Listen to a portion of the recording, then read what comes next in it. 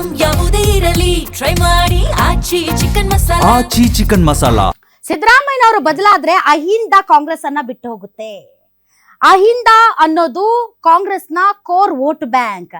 ಹೀಗಾಗಿ ಅಹಿಂದಾಗೆ D K Shivakumar ಅವರು ಏನ್ ಮಾಡ್ತಾರೆ ಮತ್ತು ಅಹಿಂದವನ್ನ ಹೇಗೆ ಈ ಹಿಂದೆ ಸಿದ್ದರಾಮಯ್ಯನವರು ಒಗ್ಗಟ್ಟಾಗಿ ಒಟ್ಟಿಗೆ ತಗೊಂಡೋದ್ರು ಆ ಒಂದು ಚಾಲೆಂಜ್ ಅನ್ನ ಹೇಗೆ ಅವರು ನಿಭಾಯಿಸ್ತಾರೆ ಅನ್ನೋದು ಈಗ ಅಹಿಂದ ವರ್ಗಗಳು ಕಾಯ್ತಾ ಇರುವಂತದ್ದು. ಅಹಿಂದ ಅಂದ್ರೆ ಅಲ್ಪಸಂಖ್ಯಾತವರು, ಹಿಂದುಳಿದವರು ಮತ್ತು ದಲಿತರು.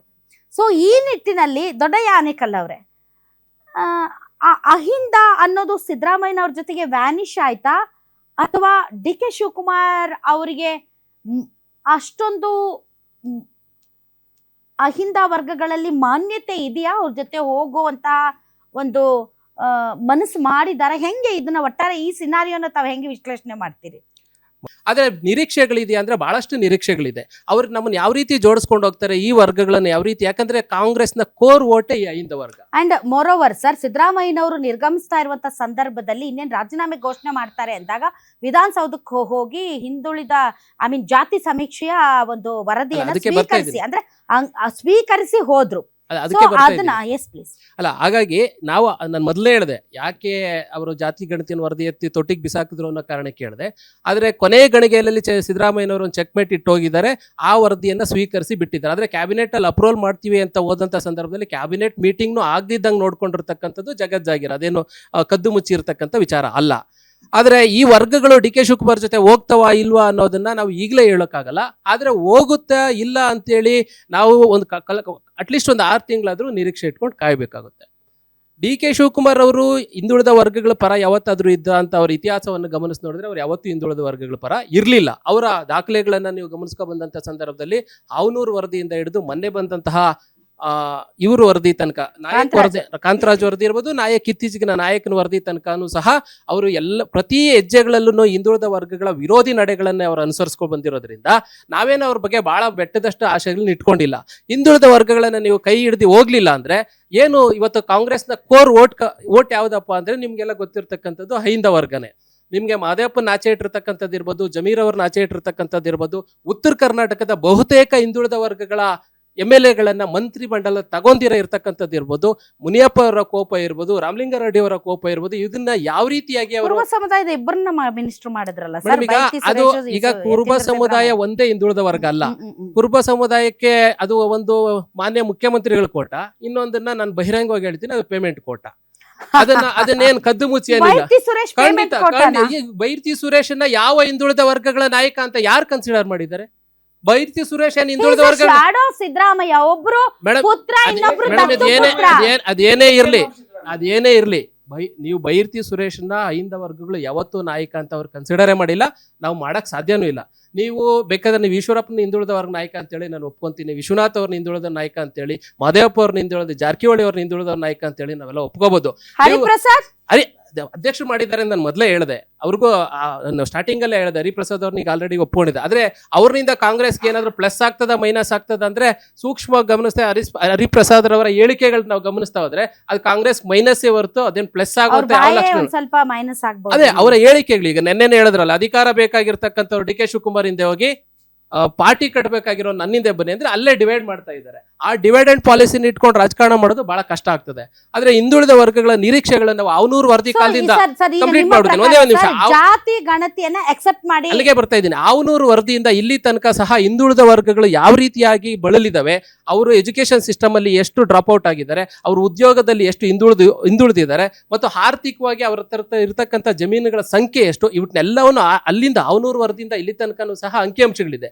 ಇವನ್ನ ಯಾವ ರೀತಿ ಸರಿದೂಗಿಸ್ತೀರಾ, ಅವರಿಗೆ ರಾಜಕೀಯವಾಗಿ ಯಾವ ರೀತಿಯಾದಂತಹ ಪ್ರಾತಿನಿಧ್ಯ ಕೊಡ್ತೀರಾ, ಅವರಿಗೆ ಸಾಮಾಜಿಕವಾಗಿ ಯಾವ ರೀತಿಯಾದಂತಹ ಭದ್ರತೆಯನ್ನು ಕೊಡ್ತೀರಾ, ಉದ್ಯೋಗದಲ್ಲಿ ನೀವೇನು ಒಂದು ತಂದ್ರಲ್ಲ ಗುಲ್ಬರ್ಗದಲ್ಲಿ ಯಾವ್ದದು 370J, ಆ ರೀತಿಯಾದಂಥ ವಿಶೇಷವಾಗಿ ಏನಾದರೂ ಕಾಳಜಿ ವಹಿಸಿ ಹಿಂದುಳಿದ ವರ್ಗಗಳನ್ನ ಕೈ ಹಿಡಿದಿದ್ದಾದ್ರೆ ಮುಂದಿನ ದಿನಗಳಲ್ಲಿ ಬಹುಶಃ ಅವರಿಂದ ಹೋಗ್ಬೋದ್ರು. ಅದೇ ಯಾವುದೇ ರಾಜಕೀಯ ಪಕ್ಷಗಳು ಅಷ್ಟ್ರ ಮಟ್ಟಿಗೆ ಈ ಹಿಂದುಳಿದ ವರ್ಗಗಳನ್ನ ಕೈ ಬಿಟ್ರೆ ಅವ್ರಿಗೆ ಈ ಕಾಲಕ್ಕೂ ತಕ್ಕ ಪಾಠ ಕಲಿಸ್ಕೊಂಡೆ ಮುಂದೇನು ಸಹ ಅದಾಗ್ತದೆ ಅನ್ನೋದನ್ನ ಮಾತ್ರ ಹೇಳಕ್ ಬಯಸ್ತೀನಿ. ತೈಲ ಕೊರತೆಯಿಂದಾಗ ಅತ್ಯಂತ ಹೆಚ್ಚು ಬಾಧಿತರಾದವರು, ಕಷ್ಟಕ್ಕೆ ಒಳಗಾದವರು ಆಟೋ ಚಾಲಕರು ಗ್ಯಾಸ್ ಸಿಗದೆ ಇಷ್ಟು ಪರದಾಡಿದ್ರು ಅಂತಂದ್ರೆ ಕಣ್ಣೀರಲ್ಲಿ ಕೈ ತೊಳೆದ್ರು. ಒಂದ್ ವಿಶೇಷ ಪ್ಯಾಕೇಜ್ ಆದ್ರೂ ಕೊಡಿ, ಇಲ್ದೇ ಇದ್ರೆ ಗ್ಯಾಸ್ ಕೊಡಿ ಅಂತಾನು ಕೂಡ ಬೀದಿಯಲ್ಲಿ ಪ್ರತಿಭಟನೆ ಮಾಡಿದ್ರು. ಈಗ ಬೆಂಗಳೂರಿನ ಬಗ್ಗೆ ಅಭೂತಪೂರ್ವವಾದ ಕಲ್ಪನೆ ಇಟ್ಕೊಂಡಿರುವಂತ DK ಶಿವಕುಮಾರ್ ಅವರ ಬಳಿ ಆಟೋ ಚಾಲಕರ ಮನವಿ ಏನ್ ಸರ್? ಮೊದಲನೇದಾಗಿ ರಾಜ್ಯಕ್ಕೆ ಹೊಸ ಮುಖ್ಯಮಂತ್ರಿಗಳು ಆಯ್ಕೆ ಆಗಿದ್ದಾರೆ, ಅವರಿಗೆ ಅಭಿನಂದನೆಗಳನ್ನ ಸಲ್ಲಿಸ್ತೇವೆ. ಮತ್ತು ನಮ್ಮ ಟ್ರಾನ್ಸ್ಪೋರ್ಟೇಷನ್ ಡಿಪಾರ್ಟ್ಮೆಂಟ್ಗೆ ಹೊಸ ಸಚಿವರು ಕೂಡ ಆಗಮಿಸಿದ್ದಾರೆ. ಸಚಿವರಿಗೆ ಅವ್ರು ಅನ್ಕೊಂಡಿರ್ಬೋದು ರೆಡ್ ಕಾರ್ಪೆಟ್ ಹಾಕಿ ನನ್ನ ನಾಸಿದ್ದಾರೆ ಅಂತ. ಇಲ್ಲ, ಸಾರಿಗೆ ಇಲಾಖೆಯಲ್ಲಿ ನಿಮಗೆ ಹೆಜ್ಜೆ ಹೆಜ್ಜೆಗೂ ಕೂಡ ಮುಳ್ಳಿನ ಹಾದಿಗಳೇ ಇದೆ. ಏಕೆಂದರೆ ಬೆಂಗಳೂರನ್ನ ನಂಬಿ 3.5 ಲಕ್ಷ ಆಟೋ ಚಾಲಕರುಗಳಿದ್ರೆ 5 ಲಕ್ಷಕ್ಕಿಂತಲೂ ಹೆಚ್ಚು ಚಾಲಕರುಗಳು, ಕ್ಯಾಬ್ನ ಚಾಲಕರುಗಳು ಮತ್ತು ಗೂಡ್ಸ್ ವಾಹನಗಳಿಗೆ ಸಂಬಂಧಪಟ್ಟ ಹಲವಾರು ಚಾಲಕರುಗಳು ಬೆಂಗಳೂರು ನಗರದಲ್ಲಿ ಜೀವನವನ್ನು ಕಟ್ಟಿಕೊಂಡಿದ್ದಾರೆ. ಆದರೆ ಆಳುವ ಸರ್ಕಾರಗಳು ಕೇವಲ ನಮಗೆ ಆ ಕ್ಷಣಿಕದ ಕಷ್ಟಕ್ಕೆ ಮಾತ್ರ ಸ್ಪಂದಿಸುವಂತಹ ಕೆಲಸಗಳನ್ನ ಮಾಡ್ತಾ ಇದ್ದಾರೆ ವಿನಃ ಸುದೀರ್ಘವಾದಂತಹ ಯೋಜನೆಗಳು, ಸುದೀರ್ಘವಾಗಿ ಅವರು ಬಾಳಿ ಬದುಕೋದಕ್ಕೆ ಅಂತ ಬೇಕಾಗಿರ್ತಕ್ಕಂಥ ಯಾವುದೇ ವೇದಿಕೆಗಳನ್ನ ಸೃಷ್ಟಿ ಮಾಡಿ ಕೊಡ್ತಾ ಇಲ್ಲ. ಉದಾಹರಣೆಗೆ ಇದೇ ಬಿಜೆಪಿ ಸರ್ಕಾರ ಇದ್ದಂಥ ಸಂದರ್ಭದಲ್ಲಿ ರಾಮಲಿಂಗಾರೆಡ್ಡಿ ಅವರು ಬಂದು ಫ್ರೀಡಂ ಪಾರ್ಕ್ನಲ್ಲಿ ಮಾಡಿದಂತಹ ಭಾಷಣಗಳನ್ನು ನಂಬಿ ನಾವು ಈ ಬಾರಿ 8.5 ಲಕ್ಷ ಆಟೋ ಚಾಲಕರುಗಳು ಕಾಂಗ್ರೆಸ್ ಪಕ್ಷಕ್ಕೆ ಓಟ್ ಹಾಕಿದ್ವಿ. ಆದರೆ 3 ವರ್ಷಗಳ ಸುದೀರ್ಘವಾಗಿ ಸಾರಿಗೆ ಇಲಾಖೆಯಲ್ಲಿ, ಈ 3 ವರ್ಷ ಅಲ್ಲದೆ ಹಿಂದೆಯೂ ಕೂಡ ಸಾರಿಗೆ ಇಲಾಖೆಯಲ್ಲಿ ಮಿನಿಸ್ಟರ್ ಆಗಿದ್ದಂಥವರು ಒಂದು ಸಮಸ್ಯೆಯನ್ನ ಬಗೆಹರಿಸಕ್ಕಾಗದೆ ಇವತ್ತು ನಿರ್ಗಮನವಾಗಿದ್ದಾರೆ. ಉದಾಹರಣೆಗೆ ಕರ್ನಾಟಕ ಹೈಕೋರ್ಟ್ನಲ್ಲಿ ಇರ್ತಕ್ಕಂತಹ ತೀರ್ಪನ್ನ ಇವತ್ತು ದೇಶದ ಸರ್ವೋಚ್ಚ ನ್ಯಾಯಾಲಯದಲ್ಲಿ ಪ್ರಶ್ನೆ ಮಾಡಿದ್ದೀವಿ.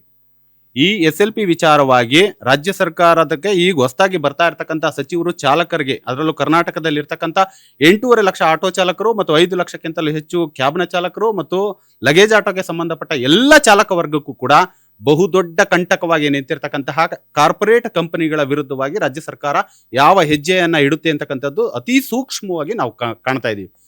ಇದೇ ರಾಜ್ಯದ ಮುಖ್ಯಮಂತ್ರಿ ಆಗಿರ್ತಕ್ಕಂಥವ್ರು ಈ ಹಿಂದೆ ಭಾಷಣ ಮಾಡುವಂತ ಸಂದರ್ಭದಲ್ಲಿ, ಚುನಾವಣಾ ಭಾಷಣದ ಸಂದರ್ಭದಲ್ಲಿ ಯೂನಿಫಾರ್ಮ್ ಅನ್ನ ಹಾಕೊಂಡು ಬಂದು ಚಾಲಕರ ಪರವಾಗಿ ನಾನು ಇದೀನಿ ಅಂತ ಅವತ್ತು ಭಾಷಣವನ್ನ ಮಾಡಿದ್ರು.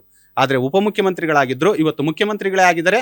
ಮುಖ್ಯಮಂತ್ರಿಗಳ ಸಚಿವಾಲಯದಿಂದಲೇ ಇವತ್ತು ಸುಪ್ರೀಂ ಕೋರ್ಟ್ಗೆ SLP ಹೋಗಿರೋದ್ರಿಂದ ಇದರಲ್ಲಿ ಮುಖ್ಯಮಂತ್ರಿಗಳ ಪ್ರಮುಖ ಪಾತ್ರ ಇರುತ್ತೆ ಅಂತಕ್ಕಂಥದ್ದು ಬಹುದೊಡ್ಡ ನಿರೀಕ್ಷೆ ಚಾಲಕರುಗಳಲ್ಲಿ ಮಾಡ್ಬೇಕು ಅವರು.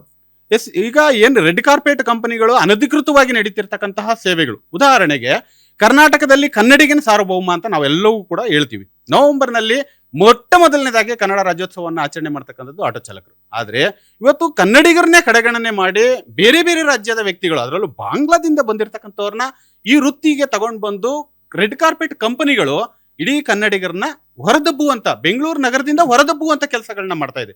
ಇದ್ರ ವಿರುದ್ಧವಾಗಿ ನಾವು ಸತತವಾಗಿ ಪ್ರಯತ್ನವನ್ನ ಮಾಡ್ತಾ ಇದೀವಿ. ಲಾಸ್ಟ್ ಟೈಮ್ ಕೂಡ ತಮಗೆ ಗೊತ್ತಿರುವ ಹಾಗೆ ಬಿಳಿಮನೆಯವರು ಕೂಡ ರಾಜ್ಯ ಸಾರಿಗೆ ಇಲಾಖೆಗೆ ಪತ್ರವನ್ನು ಬರೆದಿದ್ದಾರೆ ಕನ್ನಡಕ್ಕೆ ಸಂಬಂಧಪಟ್ಟ ವಿಚಾರವಾಗಿ. ರೆಡ್ ಕಾರ್ಪೆಟ್ ಕಂಪನಿಗಳು ಯಾವಾಗಲೂ ಸರ್ಕಾರದ ಹಿಡಿತದಲ್ಲಿ ಇರಬೇಕು, ರೆಡ್ ಕಾರ್ಪೆಟ್ಗಳು ಸರ್ಕಾರವನ್ನ ಆಡಳಿತ ಮಾಡಬಾರದು ಅಂತಕ್ಕಂಥದ್ದು ನನ್ನ ನೇರ ಪ್ರಶ್ನೆ.